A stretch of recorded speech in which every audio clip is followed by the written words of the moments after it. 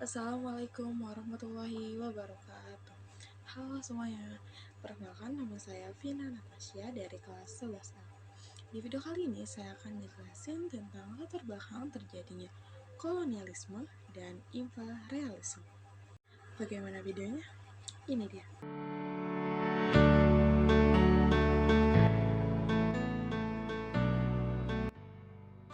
Kolonialisme berasal dari kata koloni yang artinya wilayah kekuasaan dan isme artinya paham. Hingga secara garis besar, kolonialisme artinya paham yang menganut adanya pengembangan kekuasaan suatu negara atas wilayah beserta manusianya. Kolonialisme dibedakan menjadi tiga: kolonialisme eksploitasi, penduduk, dan deportasi. Kolonialisme eksploitasi adalah mengurus habis sumber daya alamnya demi keuntungan negara penjajah. Lalu, kolonialisme penduduk adalah menyingkirkan penduduk asli di daerah jajahannya.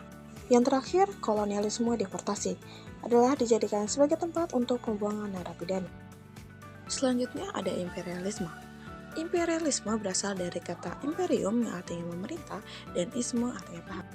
Sehingga secara garis besar imperialisme adalah suatu sistem jajahan yang dibentuk dengan cara membentuk pemerintahan jajahan di wilayah yang dijajahnya. Imperialisme dibedakan menjadi dua. Yang pertama, imperialisme kuno, yaitu sebelum revolusi industri, dan yang kedua, imperialisme modern setelah revolusi industri. Selanjutnya ada merkantilisme. Merkantilisme adalah sistem politik ekonomi untuk menyatukan dan meningkatkan kekayaan keuangan suatu bangsa oleh pemerintah. Prinsipnya ialah berusaha mendatangkan dan memiliki emas atau logam mulia sebanyak-banyaknya. Tujuannya adalah mengumpulkan cadangan emas dan memperoleh neraca perdagangan yang baik. Selanjutnya ada reformasi gereja. Reformasi gereja adalah suatu upaya untuk mengembalikan ajaran agama Nasrani sebagaimana yang diaturkan dalam kitab suci Injil. Latar belakangnya ialah praktik penjualan surat pengampunan dosa, korupsi oleh petinggi gereja, dan keinginan lepas dari kepemimpinan Paus. Dampaknya adalah agama Nasrani terpecah menjadi dua, yaitu Katolik Roma dan Kristen Protestan. Selanjutnya ada revolusi industri.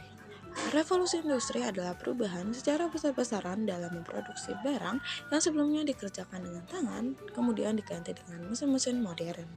Dampak dalam bidang ekonomi yaitu harga barang menjadi lebih murah, dalam bidang politik, daerah jajahan semakin meluas, dan dalam bidang budaya, berkembangnya budaya barat ke negara Asia dan Afrika, dan selanjutnya ada di bidang sosial, perbudakan, diskriminasi ras, kerja paksa, dan pelampiasan masyarakat. Selanjutnya ada kapitalisme. Kapitalisme adalah sistem ekonomi yang memberikan kebebasan penuh pada semua orang untuk melakukan kegiatan ekonomi untuk memperoleh keuntungan. Dampaknya adalah monopoli, inflasi, dan pengangguran. Kapitalisme menimbulkan persaingan di antara negara-negara industri maju untuk menguasai daerah-daerah penghasil bahan mentah dan baku. Cukup sekian dari saya, kurang dan lebihnya saya mohon maaf. Terima kasih.